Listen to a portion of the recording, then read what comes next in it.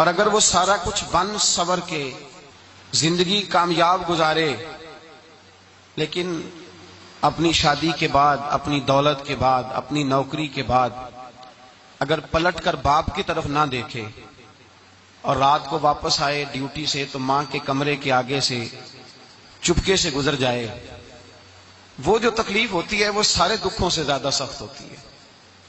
باغ تیرے دی کر کر راکھی میں ساری عمر گزاری، تو جدوں میں باغ پکن تے آیا تے لے گئے ہور بپاری، پھر اور تکلیف ہوتی ہے۔ دکھ کا رنگ بدلتا ہے لیکن دکھ آدمی کے ساتھ رہتے ہیں۔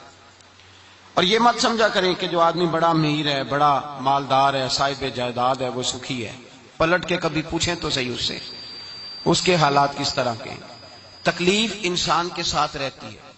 غریب شہر تو فاقوں سے مر گیا، لیکن امیر شہر نے ہیرے سے خودکشی کر لی۔ یہاں امیر غریب ہر آدمی تکلیف میں، لیکن اہل ایمان کو جو رب تعالیٰ نے حکم ارشاد فرمایا وہ بڑا پیارا ہے اور بڑا میٹھا ہے اور بڑا سمجھنے والا ہے۔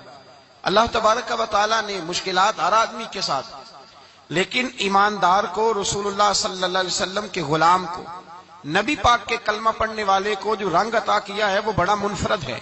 فرمایا فَإِنَّ مَعَ الْعُسْرِ يُسْرًا، بے شک، پس بے شک میں نے ہر مشکل کے ساتھ آسانی رکھی ہوئی ہے۔ پھر فرمایا اِنَّ مَعَ الْعُسْرِ يُسْرًا، بے شک ہر مشکل کے ساتھ آسانی ہے۔ ہر مشکل کے ساتھ، بولیے گا ذرا، ہر مشکل کے ساتھ، اللہ نے ہر مشکل کے ساتھ۔ اور یہاں چونکہ 2 دفعہ ذکر کیا گیا کہ ہر مشکل کے ساتھ آسانی ہے، تو مفسرین کرام فرماتے ہیں رب فرما رہا ہے اگر میں تجھے 1 مشکل دوں گا تو 2 آسانیاں عطا کروں گا۔ اگر 1 مشکل آئے گی تو کتنی آسانیاں ملیں گی؟ 2 آسانیاں دوں گا اگر 1 مشکل آئے۔ انسان کو جو مشکلات آتی ہیں نا، اگر کسی شخص کو پتہ چل جائے نا کہ یہ سامنے والا پل میں نے گزرنا ہے تو اس پار میری اپنی جائیداد شروع ہو جائے گی، تو وہ پل گزرنا اس کے لیے مشکل نہیں رہتا۔ اگر کسی کو پتہ چل جائے کہ بس یہ 2 سڑکیں ہیں میں نے عبور کرنی ہے، پھر میرے لیے سفر آسان ہو جائے، تو وہ جھٹ پٹ گزر جاتا ہے، نہ دھوپ دیکھتا ہے، نہ تھکاوٹ دیکھتا ہے، نہ رش دیکھتا ہے، نہ گاڑیوں کی ریل پیل دیکھتا ہے، گزر جاتا ہے۔ اللہ کریم نے فرمایا بندہ مومن جان لے اگر میں تجھے 1 مشکل دوں گا تو میں تجھے کتنی آسانیاں، چلے سارے بول دیں کتنی جی، کتنی اللہ تعالیٰ آسانیاں دے گا؟ 2 آسانیاں۔ ہم لوگ اچھا جب ہمارا ذہن بن جاتا ہے نا کمزوری کا، ہمارا جب مزاج بن جاتا ہے مایوسی کا، پھر معاملہ ذرا ہمارے لیے گمبھیر ہو جاتا ہے۔ اگر ہم یہ ذہن بنائے نا کہ مشکل میرے اللہ کی طرف سے آئی ہے تو وہ مجھے آسانی بھی ضرور عطا کرے گا، تو پھر اللہ ضرور ہی آسانیاں عطا فرماتا ہے۔ اور جو مشکلات زندگی میں آتی ہیں نا، حضرت مولا علی شیر خدا رضی اللہ تعالیٰ عنہ کا بڑا خوبصورت فرمان ہے۔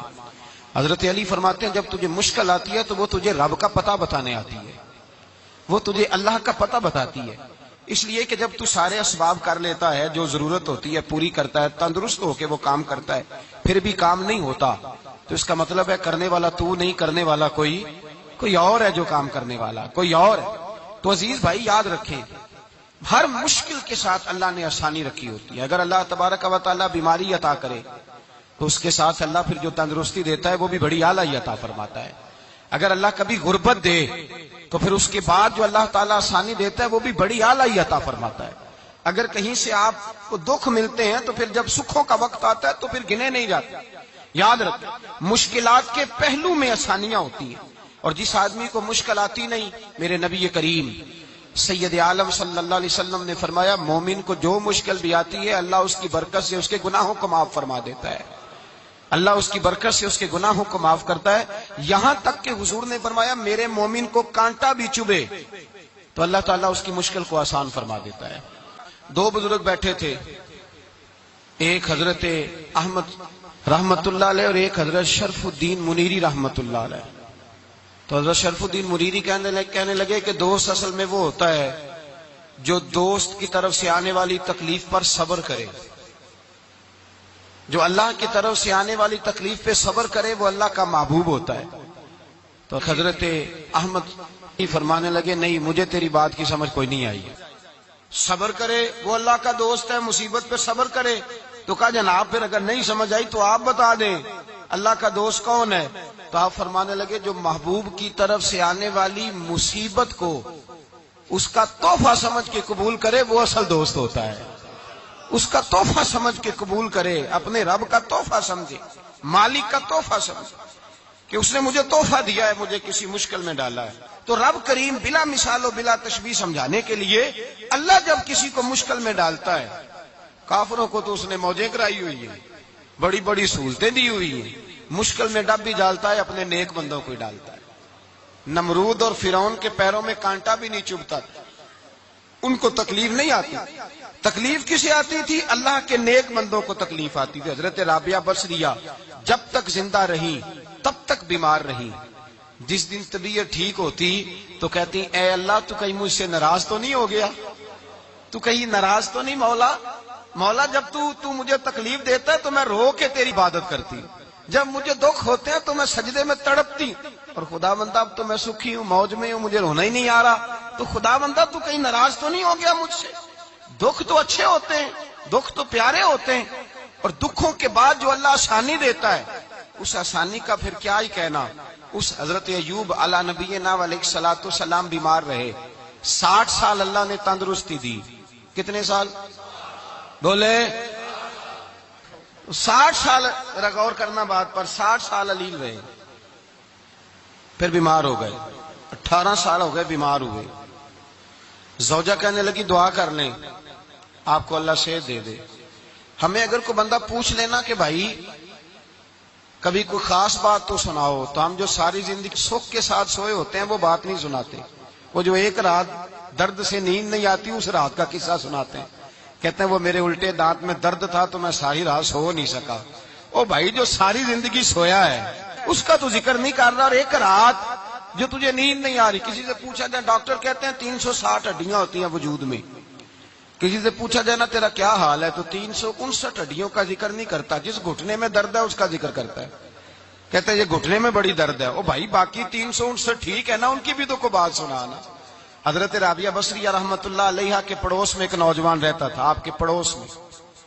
تو وہ جب جو محلے میں بچے رہتے ہیں نا گاؤں میں، ان کا پتہ ہوتا ہے. پڑوسی تھا تو 34-35 سال نوجوان کی عمر ہو گئی، کبھی بیمار نہیں ہوا.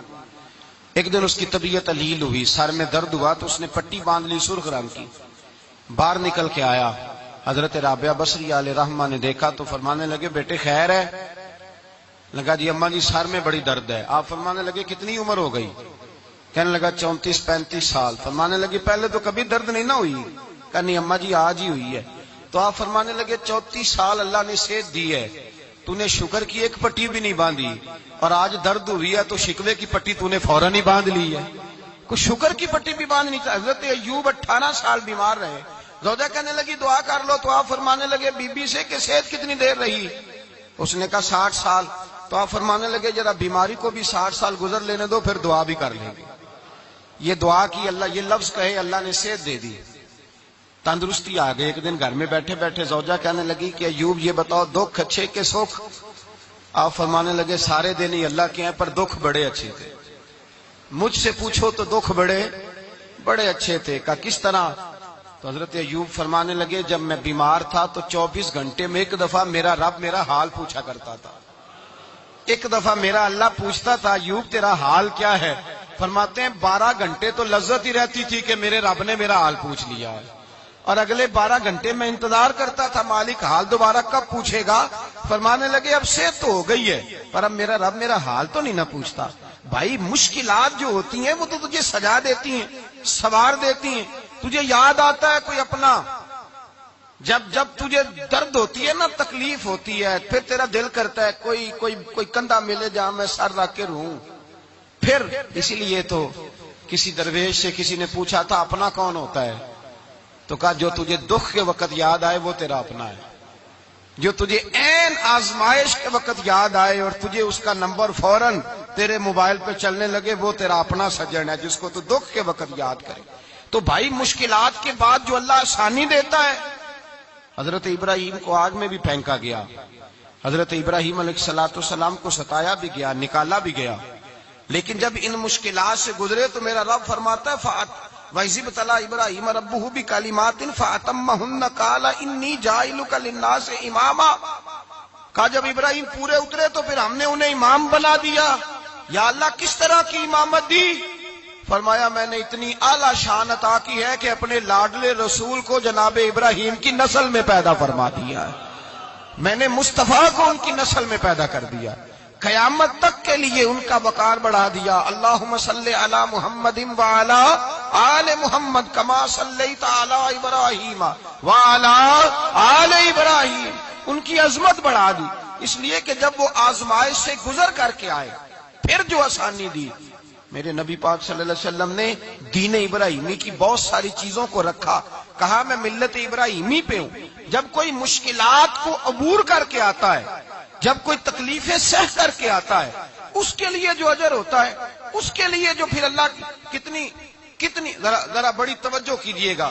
لوگ سمجھتے ہیں فلاں آدمی مشکل میں ہے تو شاید مشکل میں ہی رہے گا، فلاں آزمائش میں ہے تو شاید میرا اللہ فرماتا ہے ایک مشکل دے کے میں دو آسانیاں بھی دوں گا۔